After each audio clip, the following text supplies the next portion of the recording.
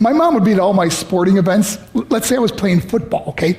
My mother would be on the sidelines, and if the play on the field started going one way, my mother would run along like, Mark, get him, get him! I'd be like, oh my gosh.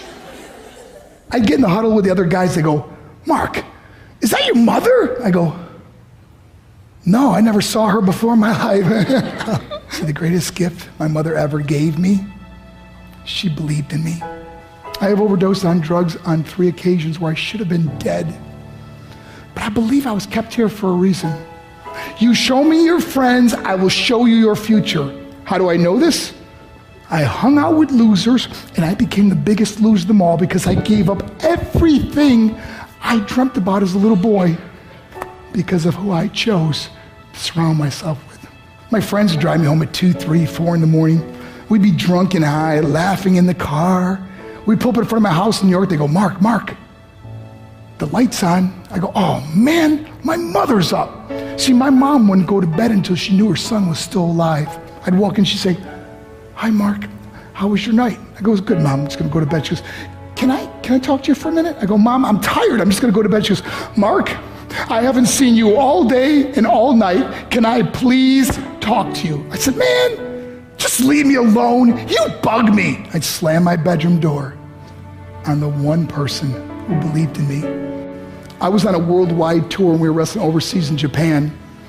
After my wrestling match, I went upstairs in my hotel room and I fell asleep. There was a knock at my door at 3 o'clock in the morning. I got out of bed and I looked through the safety window and I could see it was a Japanese promoter. So I opened the door and he said, Mark, you need to call home. There's been an emergency. I went and got on the hotel room phone. I called back to the United States. I said, hey, what's going on? They said, Mark, I don't know how to tell you this. I said, just tell me what happened. All of a sudden they started crying. They go, Mark, I can't tell you. I said, just say it. They said, Mark, your mother died. I just threw the phone down. I ran out of my hotel room. I took the elevator to the lobby, and when the doors opened up, I just ran out into the street. I mean, there was no cars, there was no people. It was 3 o'clock in the morning.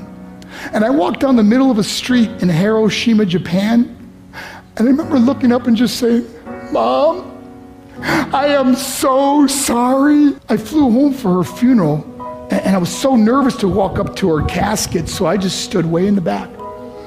And I kept looking from a distance. I kept thinking to myself, Mom, please wake up. Please get up. And then I finally got the nerve to walk up to her. And as I got closer, I could see my mom for the first time. I mean, she was so beautiful. She was dressed in white. I mean, she looked like an angel. And I just stood over it. I said, Mom, you are my hero. Everything I am, everything I hope to be was because of you. You loved me so much. You gave me a life. You're the only one that ever believed in me. How did I repay her? By getting drunk, by getting high, by getting stupid, by hanging out with losers. For what?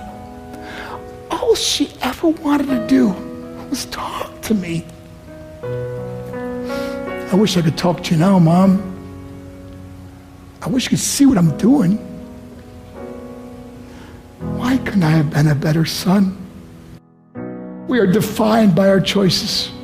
But if you surround yourself with people involved in drugs and alcohol and pills, it's a dead end. I'm not here to preach to you. I'm here to tell you I lived that life. It leads to broken hearts, broken relationships, broken dreams, and death. For what? To get high? If you have a mother or a father, when you go home, tell them how much you love them. See, my whole life was about being rich and famous. I had to be a millionaire. I had to win the race.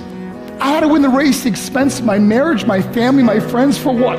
To be all alone in the world? I learned what is truly important, and that is how precious this gift of life is, and our families, and how quickly it can be taken away. See, I no longer live in time. I live in moments. See, it's not what's in your pocket that matters.